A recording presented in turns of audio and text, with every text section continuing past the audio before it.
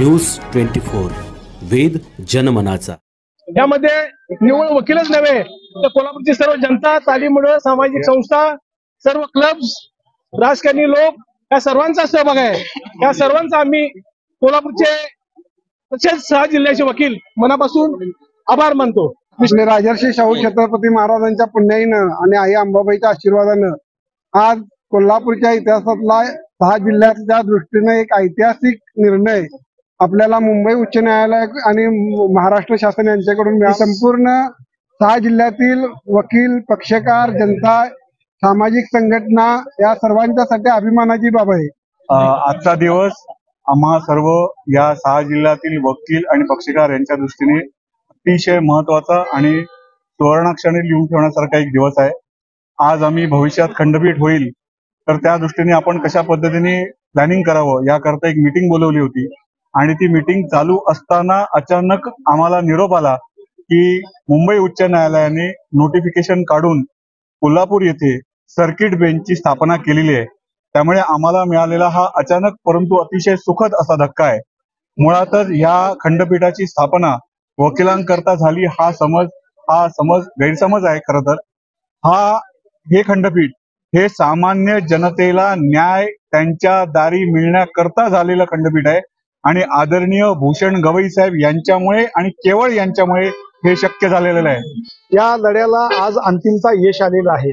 आज आमची मुंबई उच्च न्यायालयाचे चीफ जस्टिस आलोक आराध्य साहेब यांनी कोल्हापूर या ठिकाणी मुंबई उच्च न्यायालयाचं सर्किट बेंच स्थापन केल्याबाबत आणि त्याचं काम 18 तारखेपासून सुरळीतपणे चालू होईल याबाबतचं नोटिफिकेशन काढलेलं आहे। खरं तर हा जो काय सर्किट बेंच बाबतचा लढा होता, सर्वसामान्य पक्षकार यांना न्याय मिळावा, न्याय त्यांच्या दारी या संकल्पनेनुसार कोल्हापूर या ठिकाणी सर्किट बेंच स्थापन व्हावं आणि सर्वसामान्य जनतेचे जे काही हालअपेष्टा होत होत्या मुंबईमध्ये जाणं किंवा त्या ठिकाणी राहणं किंवा खर्च करणं याबाबतचा जो लढा जो आहे तो यशस्वी झालेला आहे आणि कोल्हापूर या ठिकाणी जे सर्किट बेंचचं स्थापना केलेली आहे त्याबद्दल मी मुंबई उच्च न्यायालयाचे चीफ जस्टिस आलोक आराध्य साहेब, सर्व सिनियर जजेस बॉम्बे हायकोर्ट, त्याचप्रमाणे सगळ्यात महत्वाचं ज्यांनी या खंडपीठ लढ्यासाठी आग्रही भूमिका घेतली किंवा ज्यांनी हे कोल्हापूरमध्ये खंडपीठ होणं ही न्यायाची आणि रास्त मागणी आहे हे सुप्रीम कोर्टच्या पोर्टलवरून ज्यांनी सांगितलं ते आदरणीय भूषण गवई साहेब। ते आज भारताचे सरन्यायाधीश आहेत आणि त्यांच्या ह्या इच्छाशक्तीमधून कोल्हापूरचं सर्किट बेंच स्थापन झालेलं आहे। त्याबद्दल मी त्यांना खूप खूप धन्यवाद देतो। पक्षकारांच्या गेल्या 43 वर्षांच्या आंदोलनाला हे यश आहे। न्याय आपल्या दारी ही भूमिका माननीय सर्वोच्च न्यायालयाचे सरन्यायाधीश भूषण गवई यांनी पहिल्यापासूनच जोपासली आहे।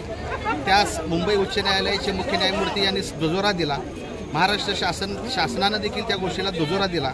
त्यामुळं गेल्या 44 वर्ष त्यापैकी गेली 34 वर्ष आंदोलन करून हे जे यश मिळालेलं आहे हे यश या सामान्य जनतेचं यश आहे। नवोदित वकिलांना या ठिकाणी चांगल्या संधी मिळतील, त्याचबरोबर पक्षकारांनाही न्याय आपल्या दारी आल्यामुळं स्वस्तात व पारदर्शक न्याय मिळेल याची मला खात्री आहे। खूप खूप आनंद झाला। गेले 44 वर्ष अनेक लोक आमच्यातले निघून गेले, पण आम्ही हा लढा अंतिमपणे लढवला आणि या लढ्याला यश आलं, त्याबद्दल धन्यवाद। वेद न्यूज 24 या चॅनलला लाईक, सबस्क्राईब आणि शेअर करायला विसरू नका।